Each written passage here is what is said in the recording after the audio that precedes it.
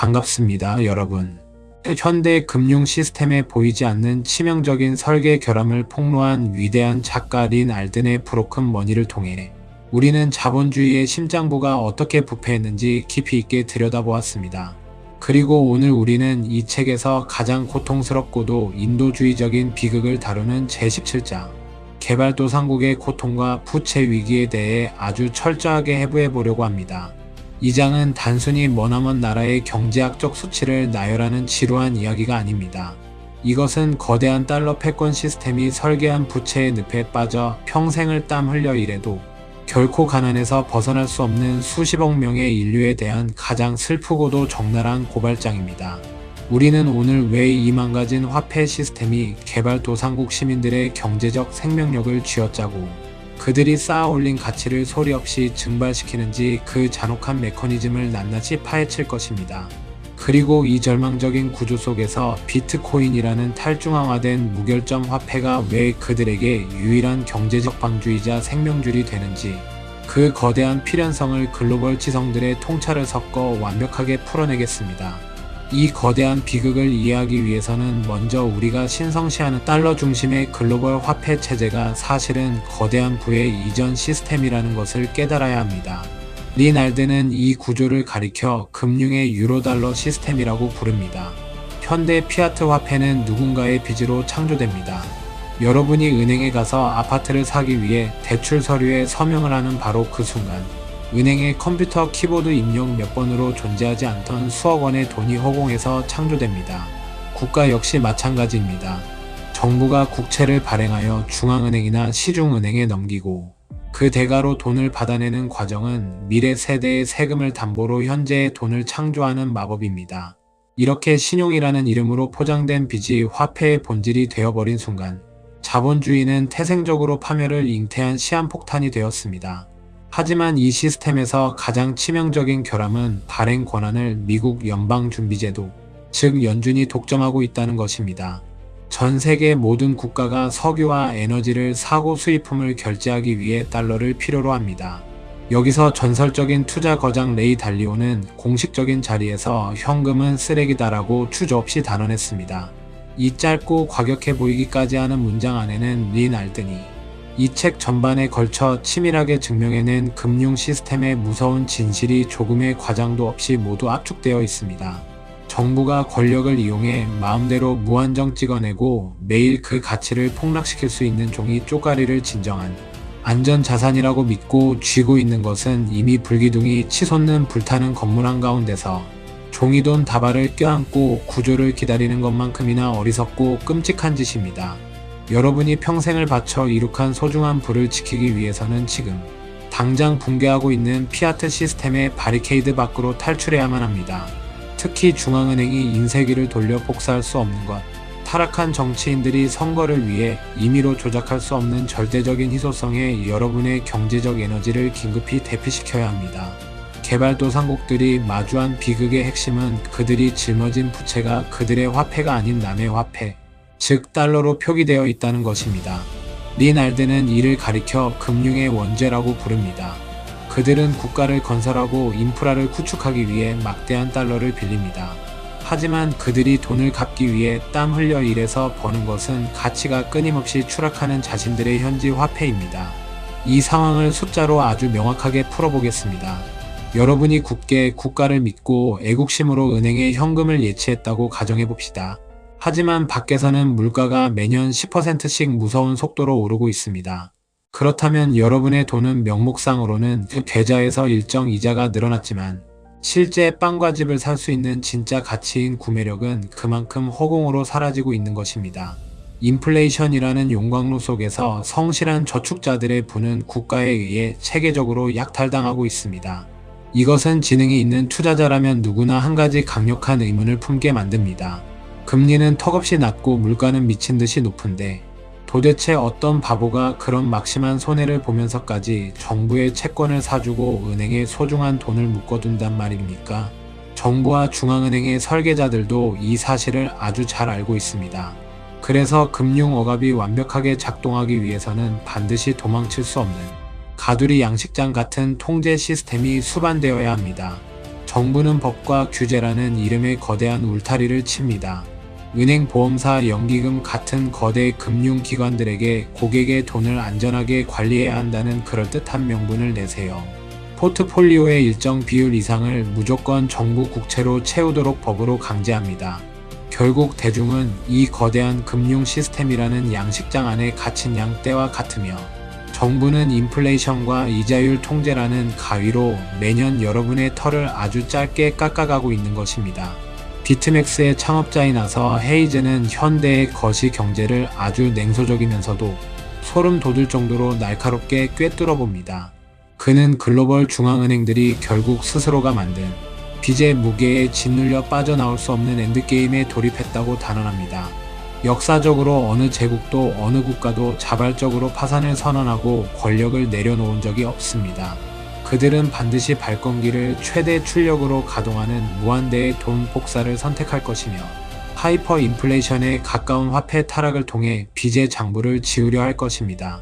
아서 헤이즈는 정부가 금리를 조작하는 수익률, 곡선 통제가 전 세계적으로 일상화되는 다가올 시대에는 오직 비트코인만이 국가의 억압적인 재산 몰수와 화폐 타락으로부터 개인의 부를 온전히 지켜낼 수 있는 유일한 노아의 방주라고 강력하게 역설합니다.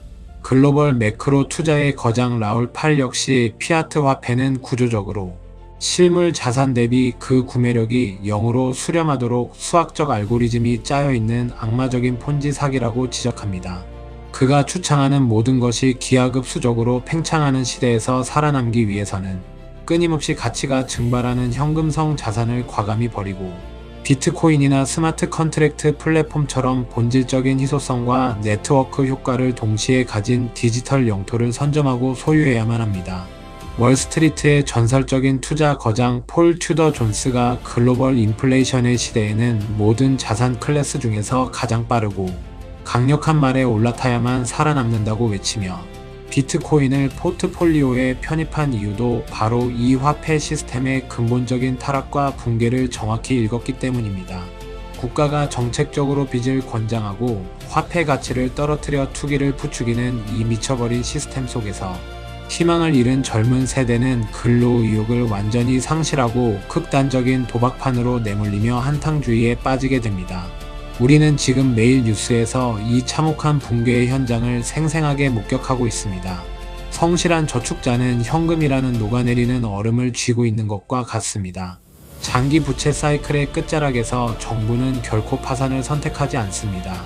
그들은 돈을 무한대로 찍어내어 인플레이션으로 빚을 녹여버릴 것입니다. 이 망가진 화폐 시스템의 가장 지독한 부분은 국제통화기금, 즉 IMF와 세계은행 같은 초국가적 금융기관들의 역할입니다. 이들은 개발도상국이 부채 위기에 처하면 구원자처럼 등장하여 막대한 달러를 빌려주지만, 그 대가로 린 알든이 지적한 구조조정 프로그램이라는 잔혹한 이행 조건을 내겁니다. 그것은 그들이 가진 천연자원과 핵심 공공 인프라를 민영화하여 헐값에 외국 자본에 매각하게 만들고, 의료와 교육 같은 필수적인 사회복지 지출을 극단적으로 삭감하며 국민들의 삶을 사지로 내모는 과정입니다. 린 알든은 바로 이 지점을 날카롭게 파고들며 국가가 어떻게 합법이라는 이름으로 개인의 자산 이동을 검열하고 억압하며, 나아가 그들의 부를 서서히 착취하는지 그 잔혹한 메커니즘을 낱낱이 고발합니다. 이 거대한 자본 통제의 늪을 완벽하게 이해하기 위해서는 먼저 거시 경제학의 가장 기본이 되는 불가능한 삼위일체라는 딜레마를 짚고 넘어가야 합니다. 국가의 경제 정책을 결정하는 권력자들은 언제나 세 가지의 절대적인 목표를 동시에 달성하고 싶어 합니다. 환율 안정금리 조절, 그리고 자본의 자유이동입니다. 하지만 경제학의 냉혹한 법칙은 이 세 가지 중 오직 두 가지만 선택하는 것을 허락하지 않습니다. 국가가 금리를 통제하면서 환율까지 방어하려고 한다면 반드시 자본 이동의 자유를 포기해야만 합니다. 이로 인해 대다수의 국가들은 자신들의 정치적 권력과 경제적 통제력을 유지하기 위해 필연적으로 국민들의 자본을 국가라는 테두리 안에 가두는 자본 통제의 길을 선택하게 됩니다.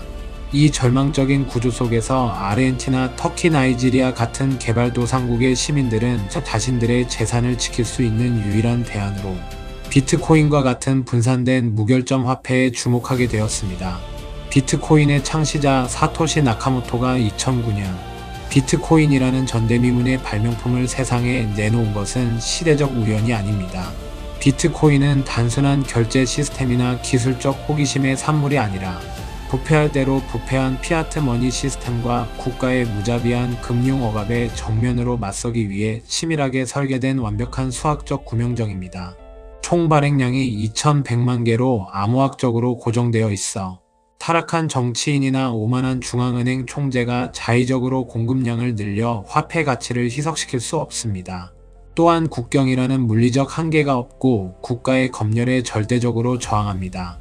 국가가 린 알든이 지적한 자본 통제라는 장벽을 높게 세우더라도 여러분의 머릿속에 12개의 시드 구문만 정확히 기억하고 있다면 그 거대한 국가 권력의 장벽을 비웃으며 유유히 걸어서 넘어갈 수 있습니다. 사토시 나카모토는 기존 화폐 시스템의 가장 치명적인 결함은 작동하기 위해 너무 많은 신뢰를 필요로 한다는 점이라고 꼬집었습니다. 린 알든은 향후 전 세계 주요 각국 정부가 앞다투어 도입하려 하는 중앙은행 디지털 화폐, 즉 CBDC가 이 지독한 금융 억압의 시대를 완벽하게 마무리 짓는 족쇄이자 최종 병기가 될 수 있음을 경고합니다.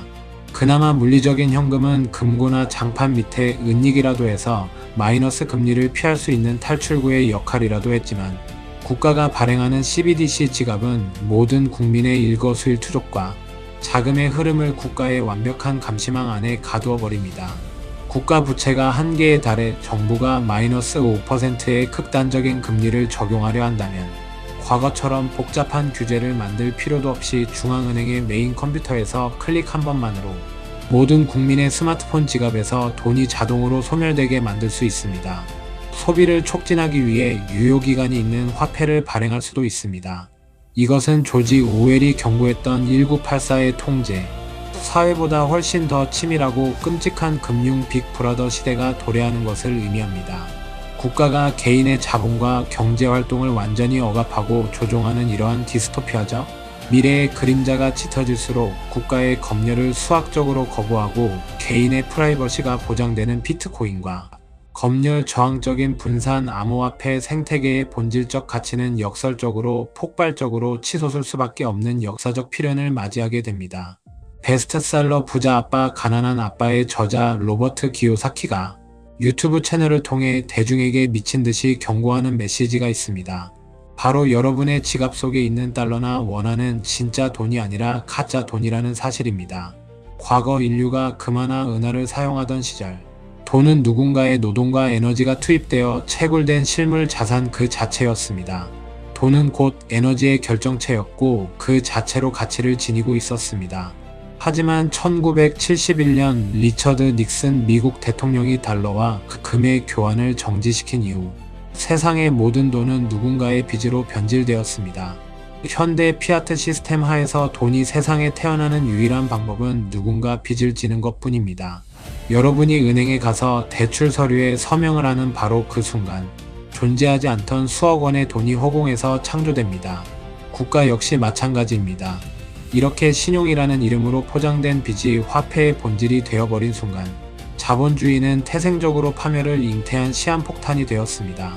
마이크로 스트래티지의 창업자이자 비트코인의 위대한 철학자인 마이클 세일러는 현대의 피아트 머니를 햇빛 아래 놓인 녹아내리는 얼음 덩어리라고 정의합니다. 국가가 빚을 갚기 위해 끊임없이 돈을 복사하는 시스템 속에서 현금을 쥐고 있는 것은 자발적으로 자신의 경제적 에너지를 허공에 태워버리는 바보 같은 짓입니다. 린 알든의 통찰은 아주 냉혹한 질문을 우리에게 던집니다. 빚으로 쌓아 올린 이 거대한 바벨탑은 언젠가 반드시 무너져 내립니다. 그러나 그 붕괴가 세상의 끝은 아닙니다. 낡고 부패한 시스템이 무너지는 그 잿더미 위에서 진정한 가치와 희소성을 지닌 건전한 화폐가 새로운 문명의 추춧돌을 놓게 될 것입니다. 여러분은 그 바벨탑이 무너지는 날 여전히 종이 지폐를 움켜쥐고 정부가 구해줄 것이라 믿으며 절망하는 대중 속에 서 있겠습니까? 아니면 사토시 나카모토가 수학과 코드로 축조해 놓은 침몰하지 않는 디지털 방주에 올라타 새로운 부의 역사를 개척하시겠습니까? 오늘 우리가 나눈 개발도상국의 고통과 부채, 위기에 대한 깊은 이야기는 결코 암울한 종말론을 조장하기 위함이 아닙니다. 그것은 오히려 다가올 거대한 위기의 실체를 정확히 파악하고 그것을 일생일대의 기회로 바꿀 수 있는 통찰과 용기를 여러분에게 드리기 위한 각성의 메시지입니다. 거대한 폰지 사기와도 같은 현대의 화폐 시스템이 여러분의 삶과 소중한 노동의 결실을 더 이상 착취하지 못하도록 금융의 진짜 본질을 깨닫고 스스로의 자산을 방어하는 지혜를 발휘하셔야만 합니다. 아크인베스트의 돈나무 언니 캐시 우드나 테슬라의 일론 머스크 같은 혁신 기업가들은 인공지능과 로봇공학 기술 혁신이 생산 비용을 극단적으로 낮추는 구조적 디플레이션을 가져온다고 주장합니다. 기술이 발전하면 빵과 자동차의 가격은 떨어져야 정상입니다. 그것이 자본주의가 인류를 풍요롭게 만드는 원리입니다. 하지만 거대한 부채의 늪에 빠진 중앙은행은 자산 가격이 하락하여 부채의 피라미드가 무너지는 것을 막기 위해 기술 혁신의 혜택마저 덮어버릴 만큼 엄청난 양의 돈을 찍어내어 억지로 인플레이션을 만들어냅니다. 혁신의 과실을 대중이 누리지 못하고 국가 부채를 연명하는 데 탕진하고 있는 것입니다. 세계적인 거시 경제 분석가이자 리얼비전의 창립자인 라울 팔은 이 거대한 전환의 시기를 모든 것이 기하급수적으로 팽창하는 엑스포넨셜 에이지라고 부릅니다. 그는 인구 고령화와 막대한 부채가 경제 성장을 짓누르는 상황에서 중앙은행의 통화 팽창과 기술 혁신의 융합이 만들어내는 폭발적인 변화에 올라타지 못하면 도태될 수밖에 없다고 경고합니다.